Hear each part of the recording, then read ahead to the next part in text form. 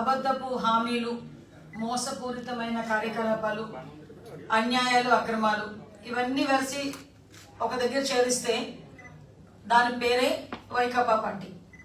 So ఈ రోజు 4 సంవత్సరాల 9 నెలల కాలంలో అంతకుముందు ఎలక్షన్లోకి రావడానికి కానీ అబద్ధపు హామీలు ఇచ్చారు, మోసపూరితమైన కార్యక్రమాలు చేశారు. ఏదో రకంగా సీఎం కుర్చీలో కూర్చున్న దగ్గర నుంచి కూడా ఈ మోసాన్ని కప్పిపుచ్చుకోవడానికి, మోసం ఇంకా చేయడానికి, మసిపూసి మారడికాయ చేయడానికి విపరీతంగా, అంటే ఎలాగంటే ఓవరాల్ గా చెప్పాలంటే అన్ని శక్తుల్ని తీసుకొచ్చి ఒక వాలంటీర్ వ్యవస్థను తీసుకొచ్చి ప్రజలు మోసం చేయడానికి ఓవరాల్ గా సిద్ధపడిపోయారు. కానీ ఈ రోజు పరిస్థితి ఏంటంటే, ఇంత మొన్నటి వరకు కూడా బయటికి రావాలంటే పరదా పోలీసు లేకుండా రాని సీఎం జగన్మోహన్ రెడ్డి, సైకో జగన్మోహన్ రెడ్డి ఈ రోజు సిద్ధం పేరు పెట్టుకొని ఈ రోజు రోడ్ల మీదకి ఒక దండుపాలెం బ్యాచ్ అంతటిని కూడా పంపిస్తున్నాడు. ఈ దండుపాలెం బ్యాచ్ ఎలాంటి బ్యాచ్ అంటే, దోచుకున్నామా దాచుకున్నామా, ఈ రోజు మనకి సాయంత్రం వేస్తే కలెక్షన్ ఎంత వచ్చింది, రేపు మన కలెక్షన్ ఎంత రాబోతుంది, ఈ 4 సంవత్సరాల 9 నెలల కాలంలో మనం ఎంత సంపాదించాము, తిరిగి ప్రజల మీద ఓటు రూపంలో మళ్ళా మోసం చేసి సంపాదించుకోవడానికి ఏమి ఎలా ఖర్చు పెట్టాలి, దీని మీద మాత్రమే అవగాహన ఉన్న కొంతమంది దండుపాలెం బ్యాచ్ అంతటిని కలిపి ఈరోజు సిద్ధం సభల పేరిట ఆ సైకో జగన్మోహన్ రెడ్డి ఎలాగూ రోడ్ల మీదకి వచ్చి సిద్ధం పేరిట పెట్టి జనాలను మోసం చేయడానికి మళ్ళా సిద్ధపడ్డాడు. అట్ ద సేమ్ టైం ఈ రోజు ఆ వాళ్ళ తాలూకా మనుషులు కూడా ఈ రోజు నియోజకవర్గాల్లోకి వచ్చి సిద్ధం పేర్ల మీద మాట్లాడుతున్నారు.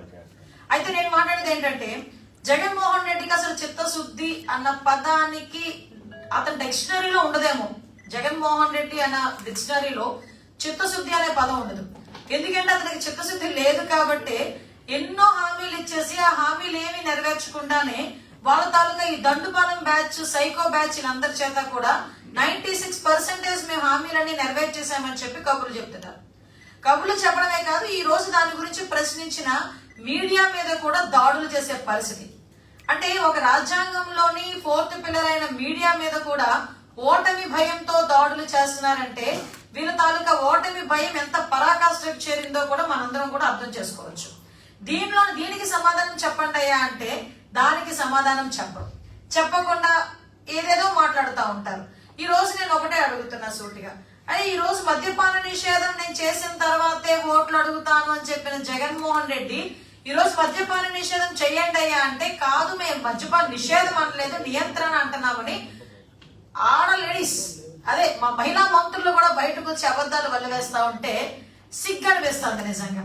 అదే మద్యపాన నిషేధం చెయ్యు అంటే మద్యపాన నిషేధం చేయడం మానేసి నకిలీ మద్యం బ్రాండ్లు తీసుకొచ్చి పాత బ్రాండ్లన్నింటినీ పక్కన పెట్టి నకిలీ మద్యం బ్రాండ్లన్నీ సొంత తయారీ కేంద్రాలు నెలకొల్పి వాటి దగ్గర నుంచి వచ్చిన నకిలీ బ్రాండ్ల రూపంలోని నకిలీ బ్రాండ్లన్నింటినీ కూడా తీసుకొచ్చి ధరలు విపరీతంగా పెంచి బెల్ట్ షాపులను ప్రోత్సహించి గంజాయిని ప్రోత్సహించి ఈ రోజు వాళ్ళు పబ్బం గడుపుకుంటున్నారు.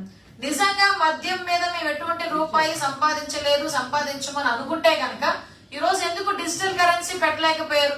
4 సంవత్సరాల నుంచి మేము మొత్తుకుంటూనే ఉన్నాం కదా, డిజిటల్ కరెన్సీ మద్యం షాపులు ఎందుకు పెట్టట్లేదంటే ఎందుకు పెట్టలేకపోయారు అంటే, కేవలం వాళ్ళ దగ్గర ఉన్న ఆదాయ వనరు మద్యం మీదే మేజర్ ఆదాయ వనరుగా మార్చుకొని రాబోయే కాలంలో ఎలక్షన్స్ లో మళ్ళా తిరిగి ప్రజలను కొనేయటానికి ఈ మద్యం మీద ఉన్న డబ్బుని వాడుకోవడానికి సిద్ధపడుతున్నారు. నేనేమంటానంటే, సుమారుగా 30 లక్షల మంది ఈ మందు తాగి ఆసుపత్రులు పాలైన ఉన్నారు. ఎంతో మంది మహిళల తాలూకా తాలిబొట్లు తెంచుతున్నాడు. దీని గురించి ఎవరైనా మాట్లాడతాడా అంటే దీని గురించి ఎవరు మాట్లాడు. ఈవెన్ మహిళా మంత్రులు గాని అతని తాలూకా సతీమణి భారతీరెడ్డి గారు కూడా కానీ ఎవ్వరు కూడా మాట్లాడు. ఎందుకు మీరు అనుకోవచ్చు, సంబంధం లేని ఆవిడ ఎందుకు మీరు మాట్లాడుతున్నారు అనుకోండి, మాట్లాడవచ్చు.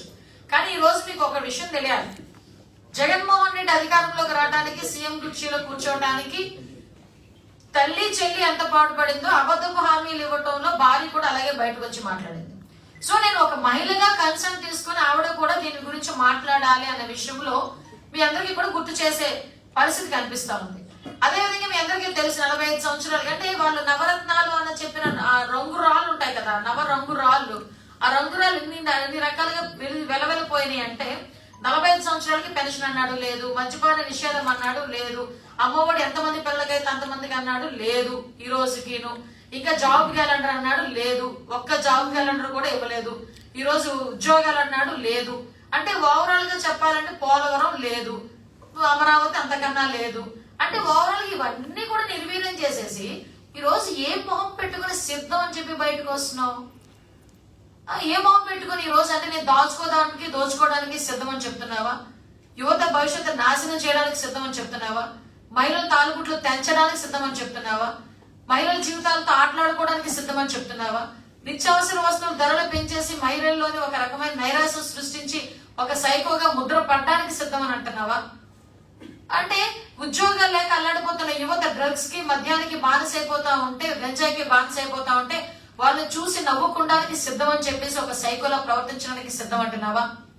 అంటే ఒక రకంగా చెప్పాలంటే ఇన్ని రకాలుగా చేస్తా ఉంటే మేము వీటన్నిటి గురించి అడుగుతున్నాం. ఈ రోజు విశాఖపట్నమే ఉంది అంటే వీళ్ళ తాలూకా పనితనం గురించి కూడా మీకు 2 ముక్కలు చెప్పాలి కదా. విశాఖపట్నం ఉంది, విశాఖపట్నంలోని అంటే ఎగ్జామ్ రాష్ట్రం అంతా జరిగే పొజిషన్ ఇదే. విశాఖపట్నంలో గవర్నమెంట్ ఆస్తులన్నింటినీ కూడా తాకట్టు పెట్టేశారు. ఈ రోజు రేపు పొద్దున మా గవర్నమెంట్ వచ్చిన తర్వాత ఏ ఆస్తి ఎక్కడ తాకట్టు పెట్టారు, ఏ బ్యాంక్ లో తాకట్టు పెట్టారు, ఎంతకు తాకట్టు పెట్టారు ఇవి చూసుకోవడానికి ఒక సంవత్సరం పడుతుందేమో. అంటే ఎక్కడ లేని ఆస్తులు అన్ని తాకట్టు పెట్టారు. అవి కాక ఈ రోజు ఎవరైనా ప్రజలు వాళ్ళ సొంత భూమిని రిజిస్ట్రేషన్ చేసుకుంటే కూడా ఆ రిజిస్ట్రేషన్ చేసిన కాగితాలని వలసిన వాడి దగ్గర పెట్టుకుంటాడంట. పెట్టుకుంటే రేపు పొద్దున వాటిని కూడా తాకట్టు పెట్టి డబ్బులు తీసుకొచ్చే పరిస్థితి కనిపిస్తా ఉంది. మళ్ళీ చెప్తున్నా, ఇలాంటి సైకో జగన్మోహన్ రెడ్డి లాంటి వాడు గనక మళ్ళీ ఇంకొక టర్మ్ సీఎం అయితే రేపొద్దున్న ఆంధ్రప్రదేశ్ ప్రజల తాలూకా కళ్ళు, కిడ్నీలు, కాలేయం వాటి మీద కూడా వ్యాపారం చేస్తాడు. ఈ రోజు మేము అవసరంలే, జన సైనికులు రోడ్డు మీదకి వస్తే నువ్వు గనక ఇంకొక మాట మాట్లాడితే ఈసారి జన సైనికులు నిన్ను పరిగెట్టించుకోవడం కాదు, నేను ఆడదాని అయిపోయి ఇంకో మాట మాట్లాడకూడదు కాబట్టి ఇంకా నాకు సంస్కారం ఉంది కాబట్టి కాసేపాగా ఆ రేంజ్ లో కొడతాను నేను. అంటే నీ కోడిగుడ్డు మంత్రివి నీకే అంత ఉంటే అరే నేను కష్టపడి రాజకీయాల్లో కష్టపడి పైకి వచ్చిన మాకెంత ఉంటదా? జగన్మోహన్ రెడ్డి ఎందుకు అనకూడదు? నేను నీతోనే సవాల్ ఇసురుతా. జగన్మోహన్ రెడ్డి సైకో జగన్ నేను అంట. ధరలు పెంచేసి, గ్యాస్ ధరలు పెంచేసి, పెట్రోల్ డీజిల్ ధరలు పెంచేసి ఇంట్లో ఆడవాళ్ళు కనీసం తినడానికి కూడా తిండలేక అల్లాడిపోతా ఉంటే చూసి ఆనందించేవాడిని సైకో అంటారా అనరా? నేను సైకో జగన్ అంటాను.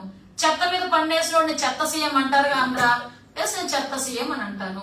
ఈ రోజు నోరిపి మాట్లాడాలంటే చూసి స్క్రిప్ట్ కూడా చదవలేడు నత్తిపోగోడి అంటారా అనరా? నేను అంటాను. ఏం మాట్లాడతావు, ఏం చేస్తావు? బరాబర్ మాట్లాడతా, ఉన్నదే మాట్లాడుతున్నా, లేనిదేమీ మాట్లాడట్లా నేను. నువ్వు బయటకు వచ్చి నా నియోజకవర్గం వచ్చి తొడగొడేస్తున్నావు, నా గురించి మాట్లాడుతున్నావు. అసలు నువ్వు నా స్థాయిని పెంచడం కాదు, అనవసరంగా ఇప్పుడు నేను మాట్లాడి నీ స్థాయిని పెంచుతున్నానేమో. దిగామా, ఓ 2 మెతుకులు వేస్తే తిన్నామా, బయటకు వచ్చామా, అదే అలాగే ఉండాలి. అలా కాకుండా మైక్ ఇచ్చారు కదా ఎవడు పడితే వాడి మీద నోటుకు వచ్చినట్టు మాట్లాడతాను, పరిగెట్టిస్తానని మాట్లాడతాను అలా అన్నావు అనుకో, నీ పరిస్థితి ఏంటో చెప్పనా? ఒక్క నిమిషం.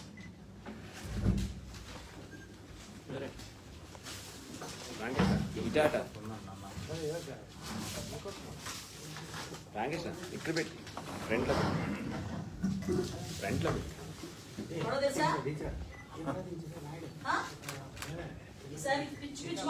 మేడం కొంచెం ఫ్రంట్ రండి, కొంచెం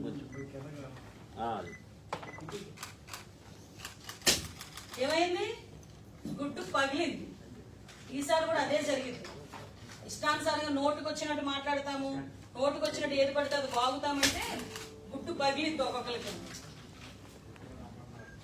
ఎవరితోనైనా పెట్టుకుంటున్నావేమో, మాతో పెట్టుకోక.